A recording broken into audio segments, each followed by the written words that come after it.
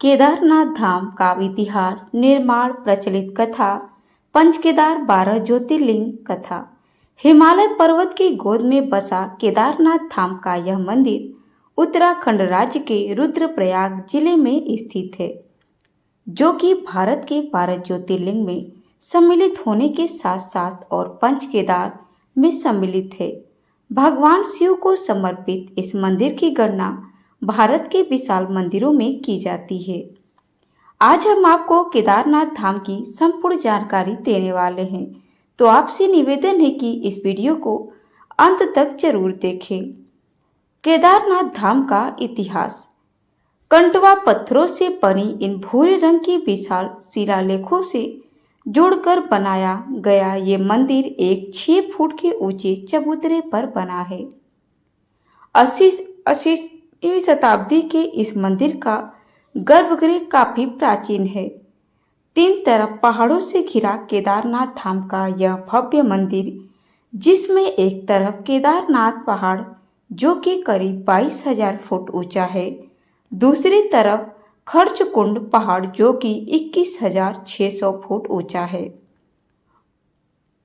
और तीसरी तरफ भरतकुंड पहाड़ है जो कि लगभग 22,700 फुट ऊंचा है। केदारनाथ मंदिर में सिर्फ 3 पहाड़ों का ही नहीं बल्कि यहाँ पर मंदाकिनी, मधुगंगा, चेरगंगा, सरस्वती और स्वर्णगौरी इन 5 नदियों का संगम भी है, जिसमें 3 नदियों का अब कोई अस्तित्व नहीं रहा, लेकिन अलकनंदा की सहायक मंदाकिनी आज भी मौजूद है। केदारनाथ मंदिर का निर्माण 12 ज्योतिर्लिंगों में शामिल है केदारनाथ धाम। हिंदू धर्म की पौराणिक कथाओं में ऐसा उल्लेख किया गया है कि भगवान शिव जहाँ जहाँ स्वयं प्रकट हुए थे वह स्थान ज्योतिर्लिंग कहलाए। इसीलिए उन 12 स्थानों पर स्थित शिवलिंग को ज्योतिर्लिंगों के रूप में पूजा जाता है, जिसमें उत्तराखंड में स्थित श्री केदारनाथ मंदिर भी भारत के 12 ज्योतिर्लिंगों में से 5वां ज्योतिर्लिंग कहलाता है। श्री केदारनाथ ज्योतिर्लिंग मंदिर की पौराणिक कथा महाभारत के युद्ध में विजय प्राप्त कर पांडवों से जुड़ी है। केदारनाथ मंदिर की प्रचलित कथा।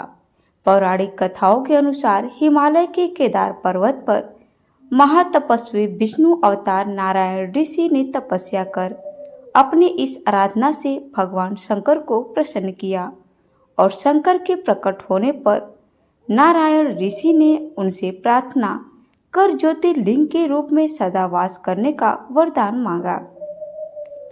पौराणिक कथाओं के अनुसार ऐसा भी बताया जाता है कि महाभारत के युद्ध में विजय प्राप्त कर पांडव परिवार वालों की हत्या के पाप से मुक्ति पाने के लिए भगवान शंकर का आशीर्वाद पाना चाहते थे, लेकिन पांडवों से भगवान शंकर काफी क्रोधित थे। पांडव शंकर भगवान के दर्शन के लिए काशी गए, परंतु शंकर उन्हें नहीं मिले। फिर तांडव शंकर भगवान को खोजते हुए हिमालय पर्वत पर जा पहुंचे। उन्हें शंकर भगवान वहां भी नहीं मिले।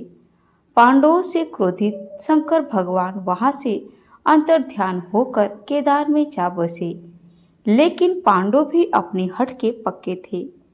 वे उनका पीछा करते करते केदार पर्वत पर जा पहुँचे और शंकर भगवान को ढूंढने लगे, परंतु बैल का रूप धारण कर शंकर भगवान अन्य पशुओं के झुंड में जा मिले। पांडवों को ऐसा संदेह हुआ कि भगवान शंकर इन पशुओं के झुंड में ही उपस्थित हैं। तभी विशाल रूप धारण कर भीम ने अपने दोनों पैर 2 पहाड़ों पर फैला दिए।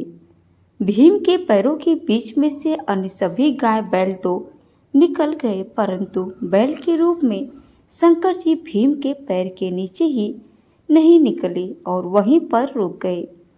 तभी भीम ने अपनी पूरी ताकत से बैल को पकड़ लिया, लेकिन बैल भूमि के अंदर समाने लगा। भीम ने अपने बल से बैल को पीठ पर पकड़ लिया। भीम की ताकत और उनकी श्रद्धा भक्ति देख भगवान शंकर ने पांडवों को दर्शन देकर उन्हें पाप मुक्त कर दिया।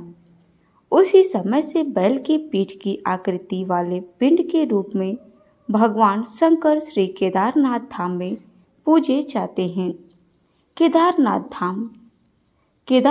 धाम में 16 जून 2023 की रात आई इस आपदा ने वहां पूरे इलाके को तहस नहस कर दिया। इस आपदा को देखकर वहां के स्थानीय लोगों की रूह कांप गई थी। इस आपदा में करीब 6,000 से ज़्यादा लोग मारे गए थे और 5,000 से अधिक लोग लापता हो गए। वहां के कई ग्रामीणों की भूमि बाढ़ में पूरी तरह से क्षतिग्रस्त हो गई। केदार धाम में लगभग सभी भवन और होटल का नाम और निशान मिट गया था। देश और राज्य की सीमा, मिलिट्री, सेना और पुलिसकर्मियों ने इस यात्रा मार्ग में फंसे करीब 1,20,000 यात्रियों को हेलीकॉप्टर की सहायता से बाहर निकाला था। यहाँ के कई नेशनल और स्टेट हाईवे पुल पूरी तरह से क्षतिग्रस्त हो गए थे। उत्तराखंड के 4 धामों में से एक केदारनाथ धाम की यात्रा हर वर्ष आयोजित की जाती है।